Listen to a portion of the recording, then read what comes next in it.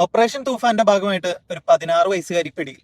ഇത്തരത്തിലൊരു ന്യൂസ് കേൾക്കുമ്പോൾ നമ്മൾ എപ്പോഴും വിചാരിക്കുക, ഓ അത് നന്നായുള്ളൂ, എന്നാലും ഈ പ്രായത്തിലും പിള്ളേരൊക്കെ ഇങ്ങനെയാണല്ലോ എന്നൊക്കെയാണ്. എന്നാൽ നമ്മൾ ഓർക്കേണ്ട ഒരു കാര്യം എന്ന് വെച്ച് കഴിഞ്ഞാൽ, 10ഉം 16ഉം 20ഉം വയസ്സുള്ള പിള്ളേർക്ക് എവിടെ നിന്നാണ് ഇതിന് മാത്രം പണം? ഇന്നത്തെ കാലത്ത് മാതാപിതാക്കൾക്കൊന്നും പിള്ളേരെ നോക്കാനായിട്ട് സമയമില്ല. അതുകൊണ്ട് തന്നെ ആ TV ഒന്ന് വെച്ചു കൊടുക്കും, പിന്നെ അവര് പരാതിയൊന്നും പറയില്ലല്ലോ. അതുപോലെ തന്നെ കുറച്ചുകൂടെ അങ്ങോട്ട് വളർന്നു കഴിഞ്ഞിട്ടുണ്ടെങ്കിൽ അവരുടെ വായടപ്പിക്കാൻ വേണ്ടിയിട്ട് വേണ്ടതിനും വേണ്ടാത്തതിനും എല്ലാത്തിനും എടുത്ത് പണം കൊടുക്കും. എന്തേലും മേടിച്ചോ, ആവശ്യത്തിൽ കൂടുതൽ ഒരു കുട്ടിക്കോ അത് മറ്റാർക്കെങ്കിലും ആയാലും പൈസ കിട്ടുമ്പോൾ അവർക്ക് അത് എങ്ങനെ ചെലവാക്കണം എന്നറിയില്ല. ഇത്തരത്തിലുള്ള എല്ലാ പൈസയും അനാവശ്യമായിട്ടുള്ള പല ശീലങ്ങളിലേക്കും പോകും എന്നല്ല ഞാൻ പറയുന്നത്.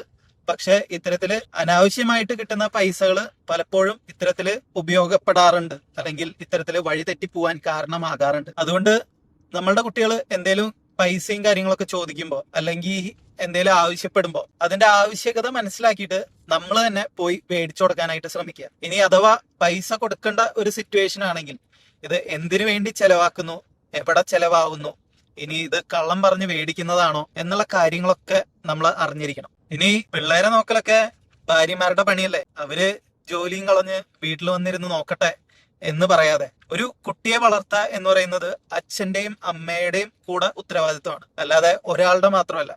അതുകൊണ്ട് തന്നെ നിങ്ങളുടെ രണ്ടുപേരുടെയും കരിയറിൽ ആവശ്യകതകൾ ഒക്കെ മനസ്സിലാക്കിയിട്ട് ടേൺസ് എടുക്കുക.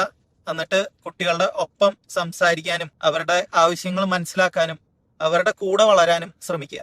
ഒരു നാട്ടിലെ ഡ്രഗ്സ് തുടച്ചു നീക്കൽ എന്ന് പറയുന്നത് ഗവൺമെന്റിന്റെ മാത്രം ഉത്തരവാദിത്തമല്ല, നമ്മളുടെ ഓരോരുത്തരുടെയാണ്. പിന്നെ തൂഫാന്റെ ഭാഗമായിട്ട് സംസ്ഥാനത്ത് പലയിടത്തും പല ആൾക്കാരെയും പിടിക്കുന്നതും ഇതൊക്കെ നാട്ടിലെ ക്രിമിനൽസിനെ തുടച്ചു നീക്കലാണ്. ഇതിലൊന്നും നമ്മളുടെ കുട്ടികൾ പോയി പെടാതെ നമ്മൾ വേണം വാർത്തെടുക്കാൻ വേണ്ടിയിട്ട്.